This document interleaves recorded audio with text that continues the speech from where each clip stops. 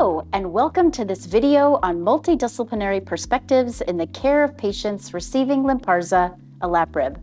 I'm Dr. Sharyn Lewin, and I'm a gynecologic oncologist practicing in New Jersey and New York. Hello, I'm Dr. Misagh Karimi, a medical oncologist in California. And I'm Diana Czel, a nurse practitioner in Minnesota. In this video, we will be sharing our perspectives on clinical decision-making with LYNPARZA and the role of the multidisciplinary team in caring for patients with certain types of advanced ovarian cancer. Indications: first-line maintenance, BRCAm advanced ovarian cancer. For the maintenance treatment of adult patients with deleterious or suspected deleterious germline or somatic BRCA mutated, GBRCAm or SBRCAm, advanced epithelial ovarian, fallopian tube, or primary peritoneal cancer, who are in complete or partial response to first-line platinum-based chemotherapy. Select patients for therapy based on an FDA-approved companion diagnostic for LYNPARZA. First-line maintenance HRD-positive advanced ovarian cancer in combination with bevacizumab.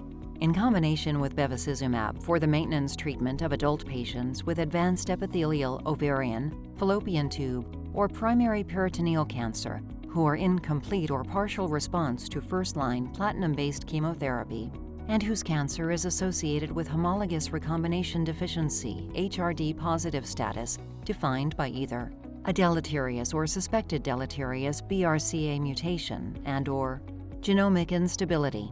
Select patients for therapy based on an FDA-approved companion diagnostic for LYNPARZA. Important safety information. Contraindications. There are no contraindications for LYNPARZA. Warnings and precautions. Myelodysplastic syndrome, acute myeloid leukemia, MDS-AML, occurred in approximately 1.2% of patients, 26 of 2,219, with various BRCAm, GBRCAm, HRR gene-mutated or HRD-positive cancers who received LYNPARZA in clinical studies as a single agent or as part of a combination regimen consistent with the approved indications, and the majority of events had a fatal outcome. The median duration of therapy in patients who developed MDS-AML was approximately 2 years, range less than 6 months to greater than 4 years.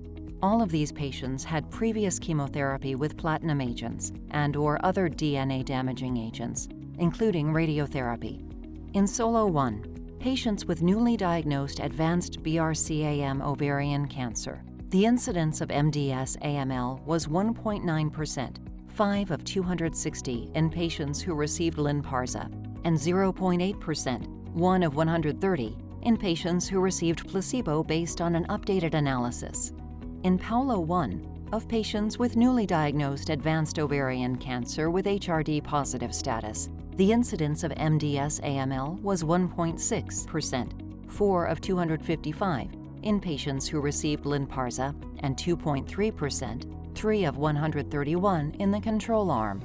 In SOLO-2, patients with BRCAm platinum-sensitive relapsed ovarian cancer, the incidence of MDS-AML was 8%, 15 of 195, in patients who received LYNPARZA, and 4%, 4 of 99, in patients who received placebo. The duration of LYNPARZA treatment prior to the diagnosis of MDS-AML ranged from 0.6 years to 4.5 years. Do not start LYNPARZA until patients have recovered from hematological toxicity caused by previous chemotherapy, less than or equal to grade 1. Monitor complete blood count for cytopenia at baseline and monthly thereafter for clinically significant changes during treatment. For prolonged hematological toxicities, interrupt LYNPARZA and monitor blood counts weekly until recovery.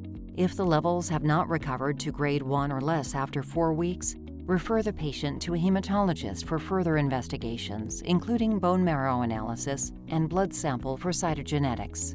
Discontinue LYNPARZA if MDS-AML is confirmed. Pneumonitis, including severe and fatal cases, has occurred in patients treated with LYNPARZA. In clinical studies, among patients who received LYNPARZA as a single agent or as part of a combination regimen, the incidence of pneumonitis, including fatal cases, was 1.0%, 29 of 2,851. If patients present with new or worsening respiratory symptoms such as dyspnea, cough, and fever, or a radiological abnormality occurs, interrupt LYNPARZA treatment and promptly assess the source of the symptoms. If pneumonitis is confirmed, discontinue LYNPARZA treatment and treat the patient appropriately. Venous thromboembolism, VTE, including severe or fatal pulmonary embolism, PE, occurred in patients treated with LYNPARZA.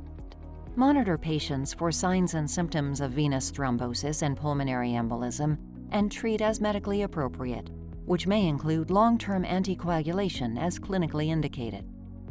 Hepatotoxicity, including drug-induced liver injury, DILI.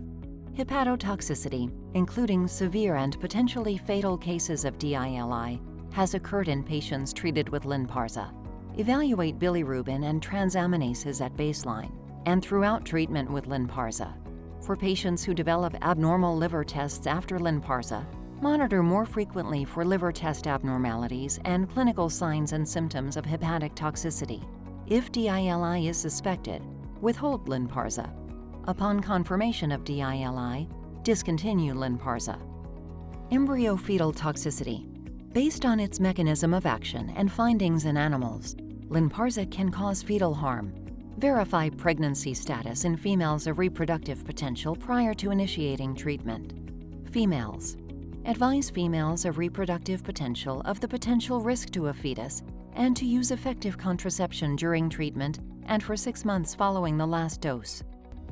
The first point I'd like to talk about is how we've seen the treatment landscape for advanced ovarian cancer change over the past decade. We've seen not only the introduction of maintenance therapy, but also a shift toward maintenance approach driven by biomarkers, such as BRCA mutations and homologous recombination deficiency, or HRD. Dr. Karimi, how has your experience in treating patients with newly diagnosed advanced ovarian cancer changed over the years? I agree the landscape has changed dramatically over the last decade. We have tools that we didn't have 10 years ago. Back then, we were not testing for HRD, but we were routinely testing for germline BRCA. However, it was for informing familial risk and not potential treatment options.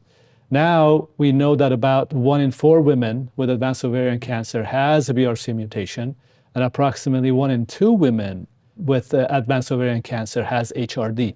These patients would still be getting first-line platinum-based chemotherapy. Once they're finished chemotherapy, there were no biomarker-driven maintenance therapy options for these patients. I agree. At that time in my practice, I was doing primary cytoreductions and intraperitoneal therapy for my patients, which, as you mentioned, would have included patients with BRCA mutations or HRD.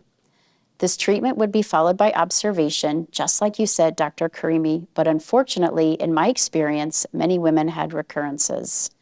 Before the introduction of any type of maintenance therapy, certain studies of chemotherapy alone showed recurrence in about 70% of women with advanced stage 3 ovarian cancer. Then, as you know, LYNPARZA was approved in the first-line maintenance setting in 2018 for the maintenance treatment of patients with BRCA-mutated advanced ovarian cancer in complete or partial response to platinum-based chemotherapy. This approval was based on the SOLO-1 study. In the SOLO-1 study, patients with BRCA-mutated advanced ovarian, primary peritoneal, or fallopian tube cancer in complete or partial response to first-line platinum-based chemotherapy were randomized 2-to-1 to receive either LYNPARZA 300 milligram orally twice a day or placebo. Patients were enrolled regardless of surgical outcome. Treatment was continued for up to 2 years or until disease progression or unacceptable toxicity, and the primary endpoint was investigator-assessed progression-free survival. In terms of efficacy for the primary endpoint of PFS, the hazard ratio was 0.3, representing a 70% risk reduction in disease progression or death by having LYNPARZA as maintenance following response to first-line platinum-based chemotherapy compared to placebo, and this was statistically significant. The median PFS was not reached with LYNPARZA and 13.8 months with placebo. In the primary analysis, the most common adverse reactions in patients who received LYNPARZA included nausea, fatigue, and abdominal pain. The most common laboratory abnormalities among those who received LYNPARZA included decrease in hemoglobin, increase in mean corpuscular volume, and a decrease in leukocytes. Looking at dose modifications, dose interruptions due to adverse reactions occurred in 52% in the LYNPARZA arm, with dose reductions at 28% and discontinuations at 12%. Approximately 3 out of 4 patients did not require a dose reduction, and approximately 9 out of 10 patients remained on LYNPARZA without any treatment-related discontinuations. Then in 2020, we saw approval of LYNPARZA in combination with bevacizumab for the maintenance treatment of patients with HRD-positive advanced ovarian cancer in complete or partial response to first-line platinum-based chemotherapy based on the Paola 1 study.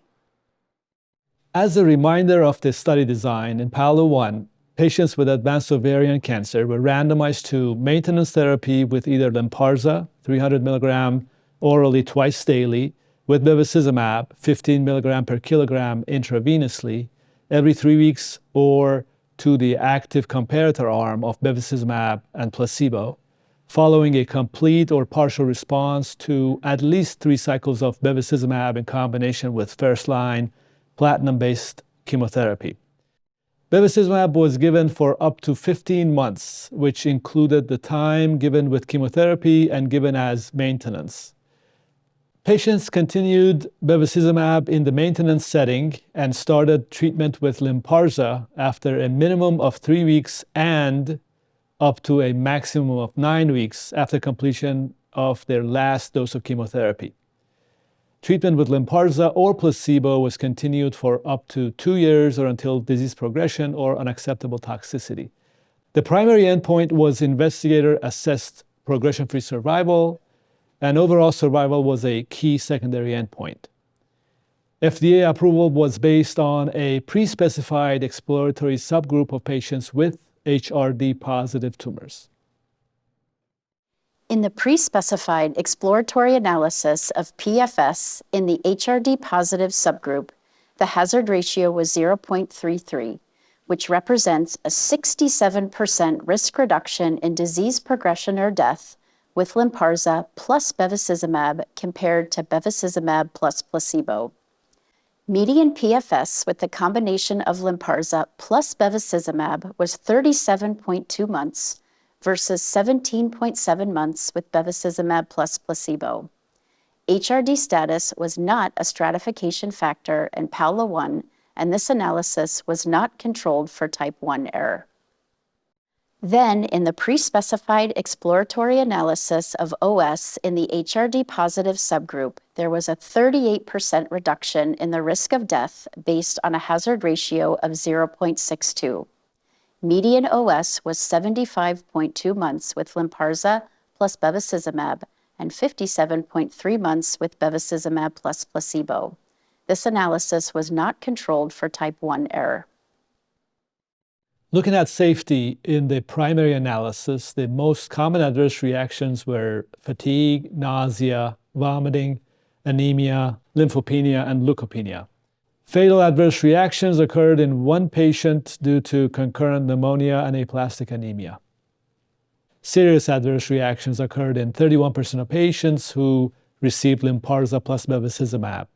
Hypertension and anemia were serious adverse reactions that occurred in more than 5% of patients. Venous thromboembolism also occurred more commonly in patients receiving LYNPARZA plus bevacizumab than in those receiving placebo plus bevacizumab. At the 5-year follow-up analysis, no new safety signals were identified. The incidence of MDS-AML in patients with HRD-positive status was 1.6% in the LYNPARZA plus bevacizumab arm and 2.3% in the bevacizumab plus placebo arm. The rate of new primary malignancies was 4.1% with LYNPARZA plus bevacizumab and 3% with bevacizumab plus placebo. And the rate of pneumonitis was 1.3% with LYNPARZA plus bevacizumab and 0.7% with bevacizumab plus placebo. The most common laboratory abnormalities from the primary analysis were decrease in hemoglobin, decrease in lymphocytes, increase in serum creatinine, decrease in leukocytes, decrease in absolute neutrophil count, and decrease in platelets. Looking at dose modifications due to adverse reactions in Paola 1, in the LYNPARZA plus bevacizumab arm, 54% of patients had dose interruptions, 41% had dose reductions, and 20% discontinued treatment. 8 out of 10 women remained on LYNPARZA plus bevacizumab as prescribed without discontinuing due to LYNPARZA adverse reactions. With approval of LYNPARZA with or without bevacizumab as first-line maintenance therapy options, we're able to take a more biomarker-driven approach in treatment decision-making. For me, it's important to discuss maintenance therapy with my patients as soon as possible and how biomarker testing can help inform this. It helps my patients know in advance what to expect in their treatment journey so they're not surprised with maintenance treatment after finishing their chemotherapy. I agree. I introduce the idea of maintenance therapy to patients early on, and I explain that molecular testing results will help inform their maintenance therapy options. With the importance of BRCA mutation and HRD status in determining maintenance therapy choice, I discuss testing with my patients as soon as they are diagnosed. I agree. As soon as I see the patient, we discuss testing. I work with our gynecologic oncologists who usually order the tests, but sometimes the patient may come to me with metastatic disease before seeing the surgeon, and then I will initiate testing. To identify a BRCA mutation, the companion diagnostics for LYNPARZA monotherapy are Myriad's BRCA analysis for germline testing and Foundation Medicine's Foundation 1 CDX for somatic BRCA testing. For HRD testing, we use the companion diagnostic for LYNPARZA plus bevacizumab, which is Myriad My Choice. All of our patients at my institution receive germline testing after diagnosis. Regardless of the timing of a patient's surgery, we always discuss the plan for tumor testing, which includes HRD testing. It's important to note that we often use the terms somatic and tumor testing interchangeably. Diana, how does it work at your practice? In my practice, patients are referred to genetic counseling for germline testing as soon as they're diagnosed. Then we send out the tumor itself for somatic testing.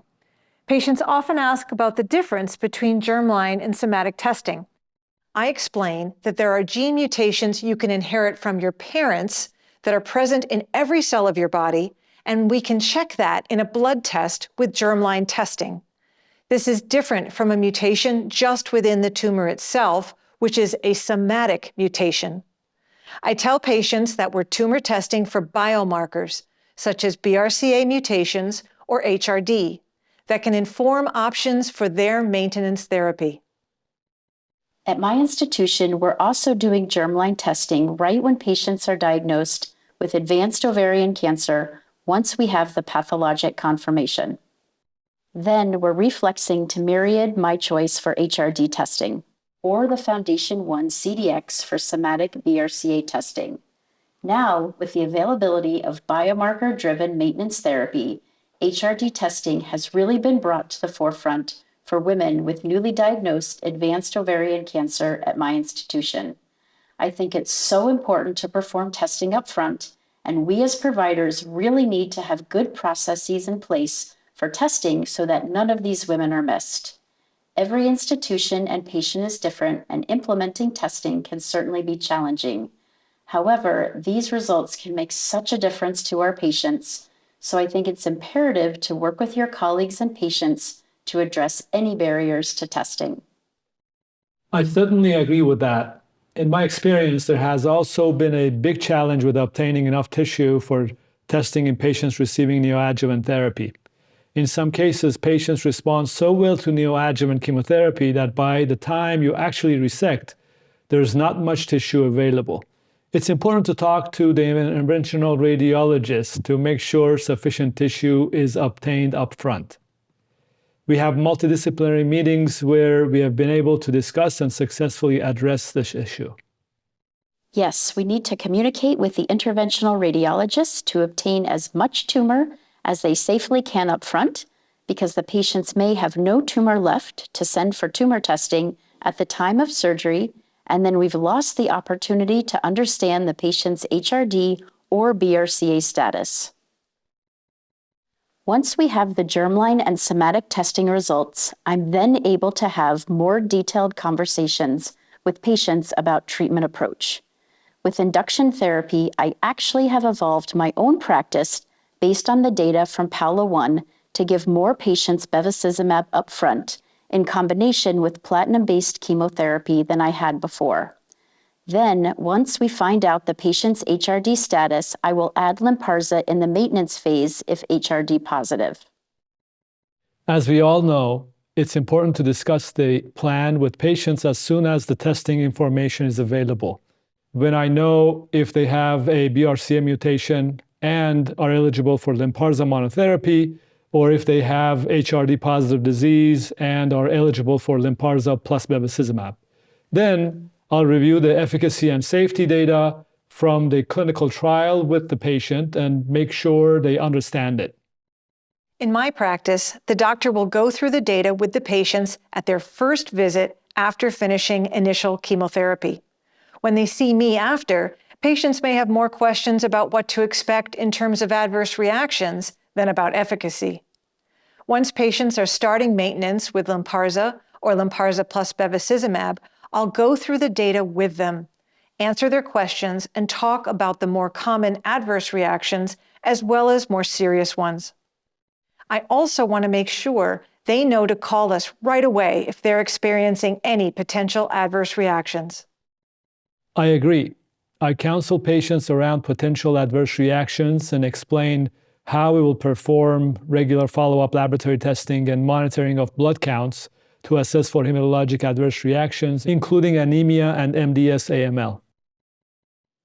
I also tell patients that over the initial few months, we'll be assessing for adverse reactions and that we may need to adjust the dose.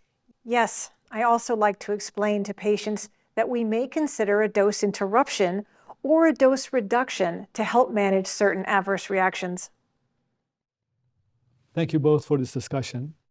I think it's clear that overall, every member of the multidisciplinary team has an important role in the treatment journey of patients with advanced ovarian cancer. With a biomarker-driven approach to maintenance therapy, it's important for us, as members of the multidisciplinary team, to communicate regularly and ensure clinical information, including testing and treatment plans, are being shared among the specialists.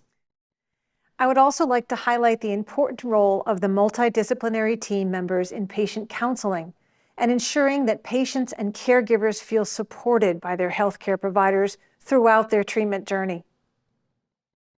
To summarize, we saw the results of LYNPARZA maintenance in BRCA-mutated advanced ovarian cancer demonstrated in the SOLO-1 study, and those of LYNPARZA plus bevacizumab maintenance in HRD-positive patients was shown in the Paola 1 study. As maintenance therapy and testing in advanced ovarian cancer have evolved over the last few years, it's important to continue having these discussions and communicating with the full multidisciplinary team to ensure we're identifying patients eligible for LYNPARZA or LYNPARZA plus bevacizumab. We also know that patient counseling is key. It's important to discuss the potential for maintenance therapy with patients.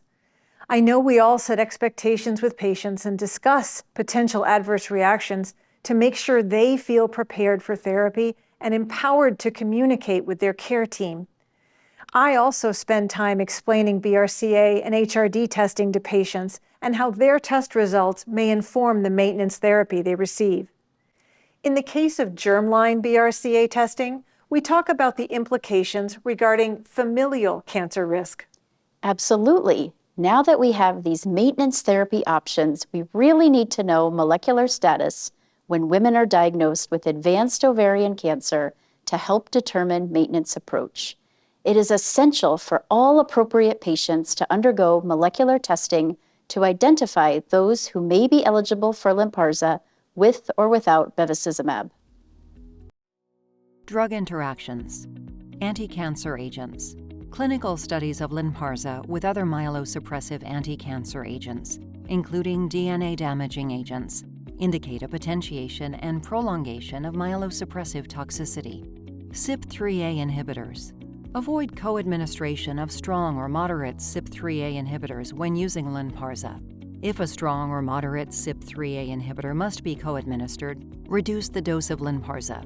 Advise patients to avoid grapefruit, grapefruit juice, Seville oranges, and Seville orange juice during LYNPARZA treatment. CYP3A inducers. Avoid co-administration of strong or moderate CYP3A inducers when using LYNPARZA. Use in specific populations. Lactation. No data are available regarding the presence of olaparib in human milk, its effects on the breastfed infant, or on milk production. Because of the potential for serious adverse reactions in the breastfed infant, advise a lactating woman not to breastfeed during treatment with LYNPARZA and for 1 month after receiving the final dose. Pediatric use. The safety and efficacy of LYNPARZA have not been established in pediatric patients. Hepatic impairment. No adjustment to the starting dose is required in patients with mild or moderate hepatic impairment. Child-Pugh classification A and B. There are no data in patients with severe hepatic impairment. Child-Pugh classification C. Renal impairment. No dosage modification is recommended in patients with mild renal impairment. CLCR 51 through 80 milliliters per minute estimated by Cockcroft-Gault. In patients with moderate renal impairment, CLCR 31 to 50 milliliters per minute, reduce the dose of LYNPARZA to 200 milligrams twice daily. There are no data in patients with severe renal impairment or end-stage renal disease. CLCR less than or equal to 30 milliliters per minute. Please see the important safety information throughout this video and complete prescribing information, including medication guide at the links provided with this video, by scanning the QR code or at https://www.azpicentral.com/PI.html/product=LYNPARZA_TB. You are encouraged to report side effects related to AstraZeneca products by calling 1-800-236-9933. If you prefer to report these to the FDA, please call 1-800-FDA-1088. Thank you for joining us today. We hope you find this discussion to be valuable to your practice.